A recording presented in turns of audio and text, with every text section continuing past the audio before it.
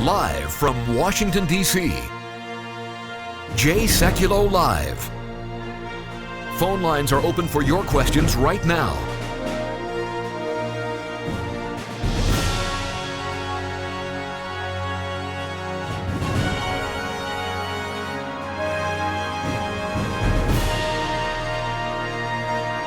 And now, Chief Counsel for the American Center for Law and Justice, Sekulow.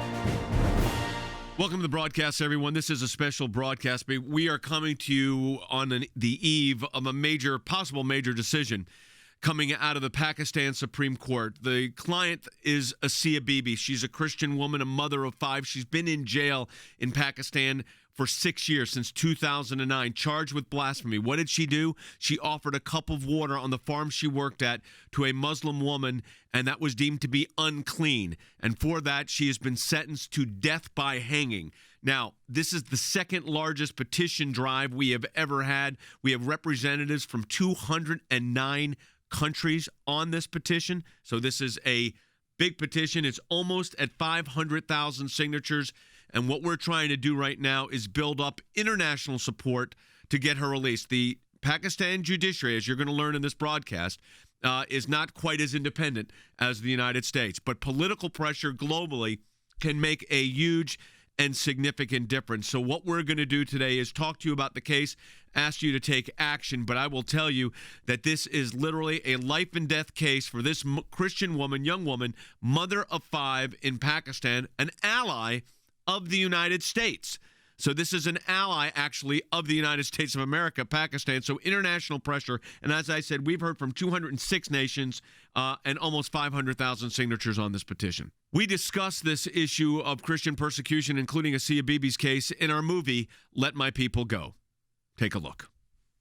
A Pakistani court is upholding the death sentence for Asia Bibi, the Christian woman accused of blaspheming the Prophet Muhammad. Asia Bibi, 45 years old and mother of 5, is the first woman to be condemned to death under Pakistan's blasphemy laws. She insulted the Prophet Muhammad, her accusers say. That was enough for the local cleric to demand the police lock her up and put her on trial. Grief and agony of 2 young girls who wait to see if the Pakistani government will execute their jailed mother. Whenever I see her picture, I cry, says 12-year-old Isham. Her husband Ashik and their children are in hiding, sheltered by a small Christian colony away from their village. Asia Bibi is a Christian woman on death row. She's been in prison in Pakistan since 2009. She is accused of blasphemy. The charges against her were not able to be repeated in court because that itself would be another act of blasphemy. So there was no evidence against her, and she was convicted and sentenced to death. Pakistan is an example also where you have an individual case. Asia Bibi, a mother of 5, gets into a situation where she's giving water to a Muslim woman. So her crime is that she gives something to drink to a Muslim woman who thinks that's unclean, and then makes a condescending statement about Jesus. And Asia Bibi's a Christian, and she says Jesus is the true prophet. And for that, she is now sentenced to death by hanging. This is what we see too often, is that when people don't like something about a Christian, or they're upset at a Christian, or there's a business dispute over a Christian, what you'll see in these countries that have these laws, they're abused. So someone says, well, let's see, I don't know what I could actually charge them with, so I'll just say they blasphemed the prophet, and I'll get 2 of my friends to say they did. And now they won't just be in trouble, they'll be on death row. Blasphemy laws were promulgated in the 80s in Pakistan, and generally what they prohibit is any insulting remarks about the Islamic religion. But the most notorious of the laws is Section 295C of the Penal Code, which says that whoever by words, either spoken or written, or by any visible representation or innuendo or insinuation, defiles the sacred name of the Prophet Muhammad shall be punished with death. And a defamation of Islam is very subjective, very amorphous, and can be used without any evidence. In fact, it's blasphemous to produce evidence in some of these cases. Well, under Islamic law, for instance, converting from Islam to Christianity is a capital offense. So the penalty for that is death. So they will take the elements of the Quran, apply it to the law, and then base their criminal code off of that. The other thing we should be doing is pushing back, for example, on the blasphemy law in Pakistan, demanding reform of that law. Of course, it should be rescinded, but the first step is some kind of reform, stopping the capital punishment of blasphemy when there's no evidence in most of these cases, when there are ulterior motives in most of these cases. I think the U.S. government can play a very important role. It's important that we bring up these cases and talk to the Pakistani officials who are supposedly our friends, to talk to them and make sure that justice is provided in these cases and people are not falsely accused. It's not just the United States that can take action against the implementation of blasphemy laws in Pakistan, or anywhere else for that matter. It's an international effort. These blasphemy laws conflict with international human rights norms and international human rights law. And the governments around the world need to insist that when a government signs a treaty or signs onto a declaration of human rights, that those human rights are fulfilled. It seems like reform for the blasphemy law in Pakistan cannot come from within. Those who try get murdered. So they need a strong voice like the United States to speak, to push back, to speak up and say this is an injustice. We are close on Asia Bibi's case to getting a decision. I mean, we're looking at a situation where, Jordan, what Shahar said, it could come tomorrow. Yes, a normal Pakistan Supreme Court decision, because it's a smaller the same court day. panel, is issued same day. There's a lot of international pressure on this one, but even a long period of time for them would be like a week? Early next week. Yeah. So but I always hold out in these kind of countries, if we don't get a decision tomorrow, you keep that international pressure up, because these are not exactly always independent judiciaries. Right. And these leaders can step in. All right, we are literally 19,000 signatures away, 18,000 now, from 500,000. Help us get there. I need everybody that's listening to go to aclj.org. Sign that petition for Asia Bibi. You can also call us at 1-877-989-2255 to add your name that way, 877-989-2255 or aclj.org. We're close. That's going to the UN ambassador, also to the Pakistani government officials. We want to let them know there's big international pressure on it. We come back from the break. We're going to get into the military analysis of what's happening with our military. Naval ships being shot upon by Houthi rebels. We'll talk about who they are, what it means. We come back from the break. We'll be back with more in just a moment. There's been an important development in the case of Christian mom Asia Bibi, who's on death row in Pakistan because of her Christian faith. The Supreme Court of Pakistan was scheduled to take up her case this week, but now there's been a legal delay. The international media is closely watching this case. The world is watching. Now, with this legal delay, we have more time to push for her freedom, to advocate on her behalf, to demand that Pakistan free this woman who has been on death row for nearly 6 years. We've heard from more than 500,000 supporters demanding that Pakistan free Asia Bibi now. There's still time to have your voice heard. Sign on to our petition now. Save Asia Bibi from execution. Call 1-877-989-2255. That's 1-877-989-2255, or you can add your name online, aclj.org.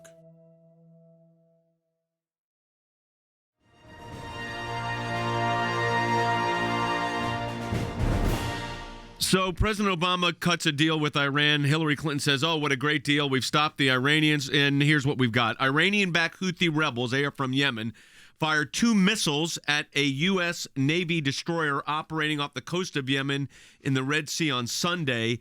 Though neither missile hit the ship, the Pentagon said in a statement that they were clearly aimed at the ship. The Houthis belong to the Zaidi branch of Islam. That's the Fivers. The sect ruled Yemen for about 1,000 years until the 1960s. They are similar to Hezbollah in Lebanon. They're backed by Iran. They glorify Khomeini's revolution in Iran. They persecute and threaten Yemeni Jews. There was a decent Jewish-sized Jewish community in Yemen. They have told them to convert to Islam or to leave Yemen. This is the Houthis that the Iranians are backing. Again, they're the members of a rebel group known as Ansar Allah, the partisans of God who adhere to the branch of Shia Islam, which is, again, the same as Iran.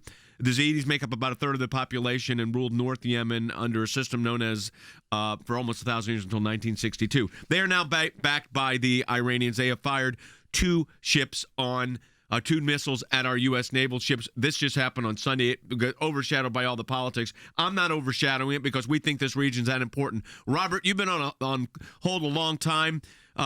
Let's go ahead and take your call. I'm sending you a signed copy, by the way, of our book on Holy Alliance. But Robert, go ahead with your comment and question. Oh, I appreciate you wanting to send me a copy of a signed copy of Unholy Alliance. I already have the book. I received it sometime last week and have already started reading it. Great. I wanted to ask you, Jay, Jordan, and Logan, about the United States military.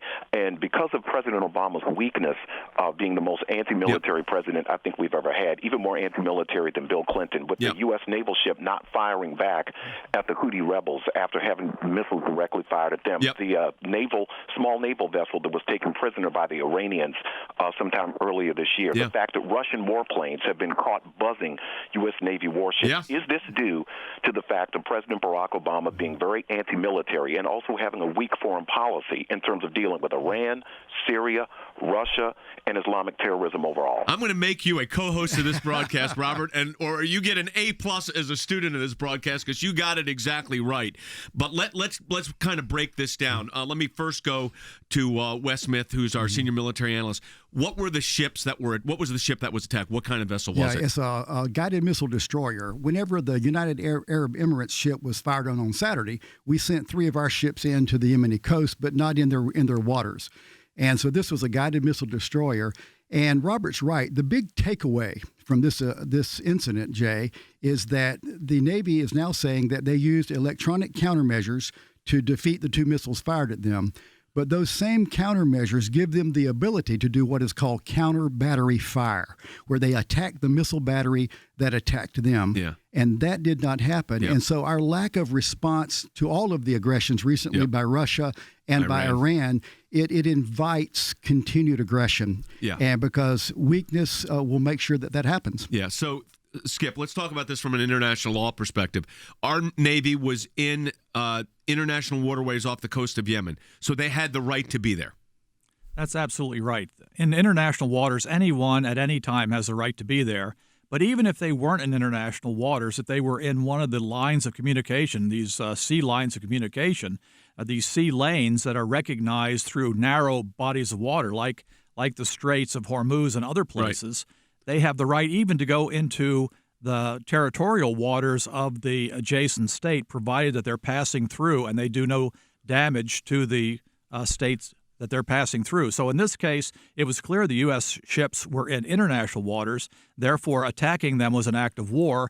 The United States has the right to defend its ships, and I'm not sure what the rules of engagement are for that right now, what the Navy's been given for rules of engagement, but they did not respond, even though, as Wes said, they had to do that. Under the international law of war, and I think this is important, folks, understand this. So President Obama said he reset this whole relationship with Iran. We've got this deal, and they've had multiple acts of aggression on our U.S. Navy in international waterways. But, Skip, I want to kind of zero in on this because Susan on Facebook asked this. She said this: the whole mess shows just how weak the administration has made our military, which I think is fundamentally the issue here. But Skip, from an international law aspect, I'm not saying what the rules of engagement that the commander of that naval vessel had, but under the international laws of war, what could have been the response? Any type of military ship has the right to defend itself when attacked in an unprovoked manner. This was an unprovoked manner. So they, under the rule of war, they have the right to engage and to take out whatever was attacking them. Let's go to Dawn on line 1 from Wyoming. Hi, Dawn. Go ahead. Hi, Jay. Hey. I have a question. Sure. This is the first time that I have heard about this attempted attack. Has President Obama said, or is he planning on doing anything about this? So has there been any public statements, Will, on this? Yeah, I don't think there has been a public statement. Then in Washington, I know that you've talked to congressional offices that can't believe this is happening. We're doing nothing. But what has the White House reaction been? Well, I haven't seen one, but Jay, I think fundamentally we know what we can expect from this administration because they have made a decision that this is an ally of the United States. And listen, I would just say there's mass confusion in the definitions of enemy and ally. When That's very good. A rebel group backed by a country fires missiles at your ship, that is not an ally. But yet this administration continues to tell us that it is. A last question here, Wes, for you, and that is from the standpoint of the men and women that you're talking to still in the military, what's the morale level like right now? Morale is very, very low. When you take incidents like this, which of course we all read about, that impacts morale. The fact that the military is continuing to be downsized affects morale. It's not a good time for people in uniform, and we need to remember them in our prayers too. You're absolutely right. And Jordan, politically, Yemen made no news. No. The aggression makes no news, but this is a big deal. Yeah, I realize we're one step away from either one of those Iranian boats running into ours, causing maybe loss of life, and the U.S. soldiers. So that could be significant escalation. And if it wasn't, then you've got a real problem with the Obama administration. That's where someone like Hillary Clinton and Donald Trump would even have to clarify more. Okay, what are you going to do if you had to respond to this? I would expect the Obama administration, unless it's an extreme loss of life of our servicemen and women, if the boats ran into each other, one of these missiles maybe took out a part of the larger ship and a few people were severely injured, maybe a couple of deaths, that they would not respond aggressively. But we'd want to also hear from our next, whoever will be president next, how they would respond. Well, the UAE ship that was hit on Saturday, they lost 40 of their crew people on that ship. Had we not had electronic countermeasures, we would have lost sailors on Sunday. Unbelievable. All right, folks, I appreciate it from Skip and Wes. Thanks very much. Don't forget about Asia Bibi's case, Pakistani Supreme Court tomorrow. Sign that petition at aclj.org. And if you want to learn more about this issue, go to our website at aclj.org. Good articles up by Wes and Skip, and also our book, Unholy Alliance, available wherever books are sold so you can get educated on this topic. If you want a signed copy, just go to buyunholyalliance.com or Amazon, Barnes & Noble. Back with more, including your calls in just a moment. There's been an important development in the case of Christian mom Asia Bibi, who's on death row in Pakistan because of her Christian faith. The Supreme Court of Pakistan was scheduled to take up her case this week, but now there's been a legal delay. The international media is closely watching this case. The world is watching. Now, with this legal delay, we have more time to push for her freedom, to advocate on her behalf, to demand that Pakistan free this woman who has been on death row for nearly 6 years. We've heard from more than 500,000 supporters demanding that Pakistan free Asia Bibi now. There's still time to have your voice heard. Sign on to our petition now. Save Asia Bibi from execution. Call 1-877-989-2255. That's 1-877-989-2255, or you can add your name online, aclj.org.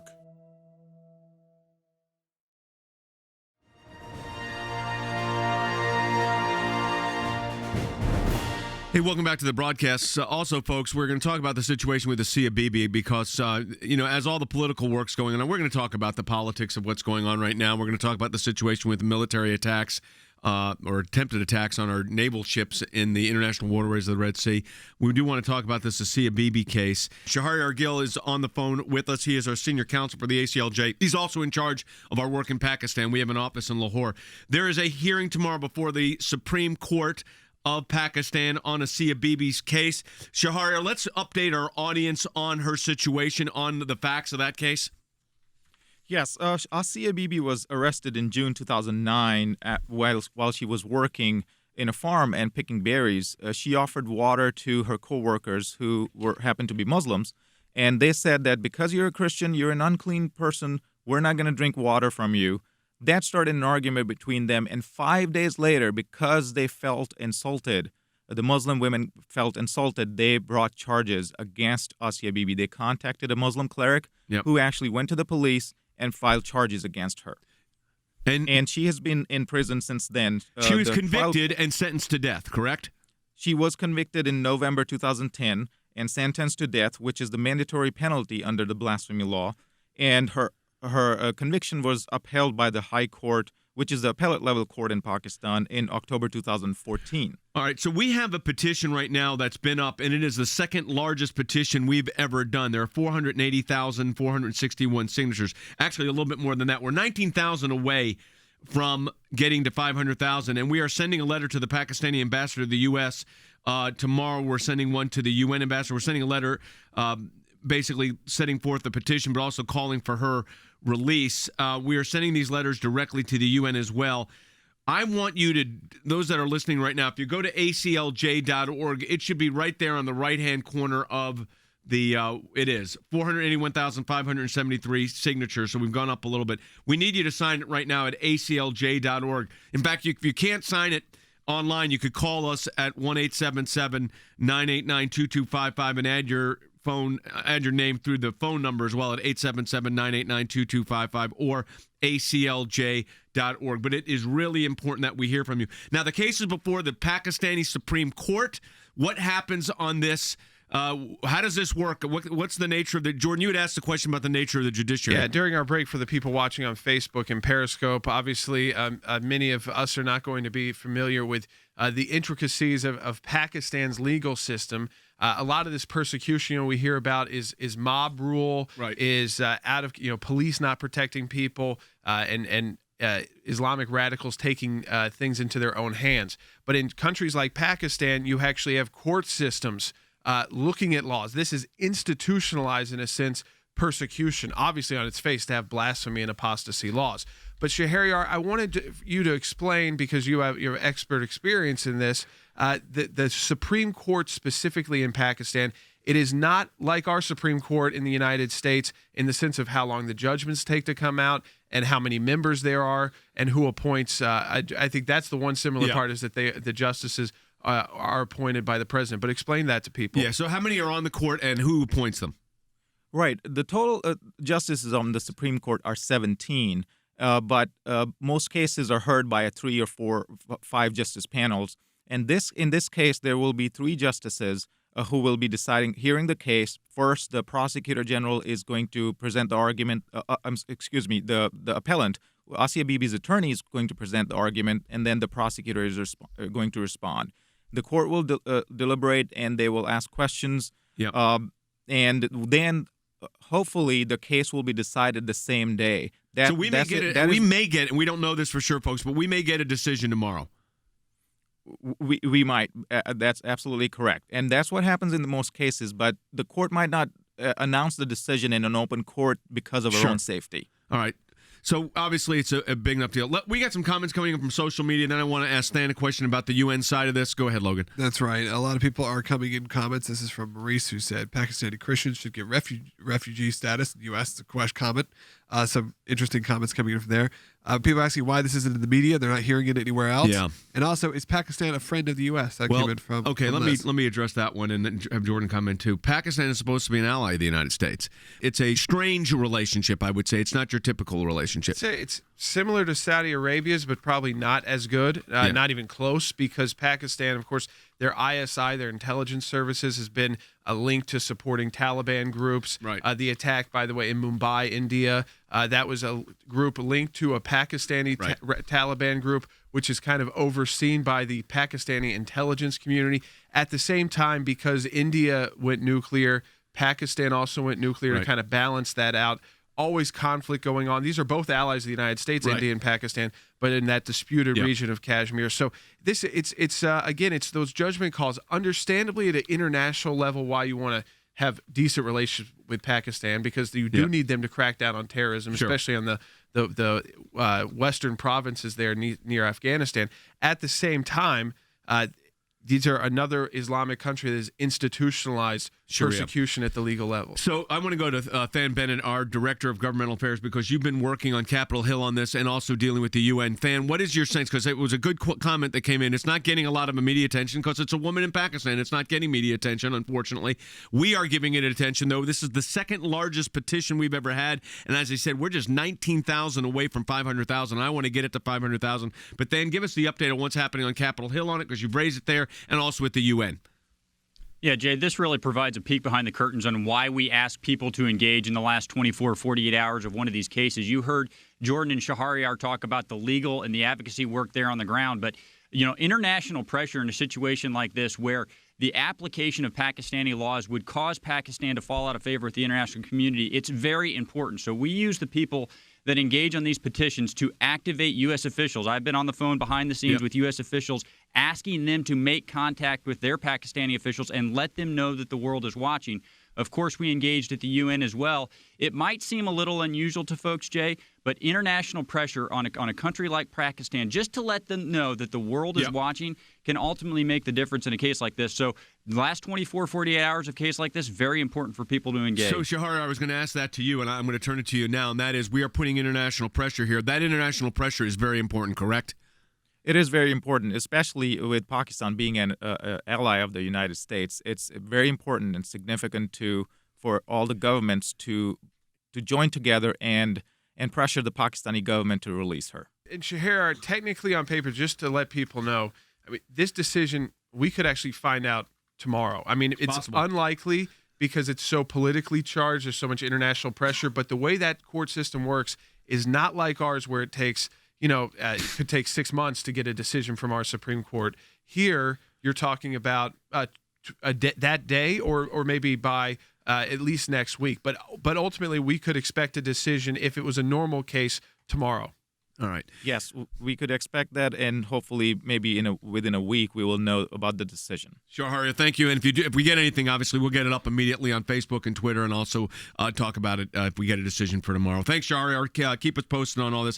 Folks, let me encourage you again. We are just 19,000 signatures away from reaching 500,000 signatures. That you heard what Shahryar just said and what Than said. It's critically important. Than, underscore that again. International pressure here is a big deal on keeping these folks alive.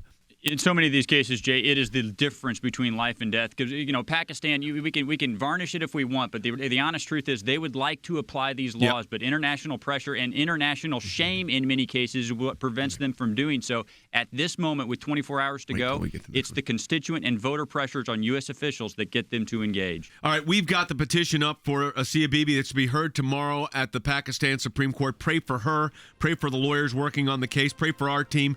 We are just 18,000 signatures away from reaching 500,000, be the second largest petition we've ever done. Go to aclj.org for that. You sign on and stand with Asia Bibi as we get that to Pakistani officials and show them there's serious international pressure at aclj.org.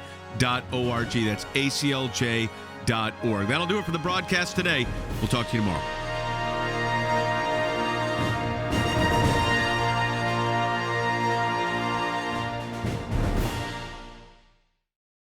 There's been an important development in the case of Christian mom Asia Bibi, who's on death row in Pakistan because of her Christian faith. The Supreme Court of Pakistan was scheduled to take up her case this week, but now there's been a legal delay.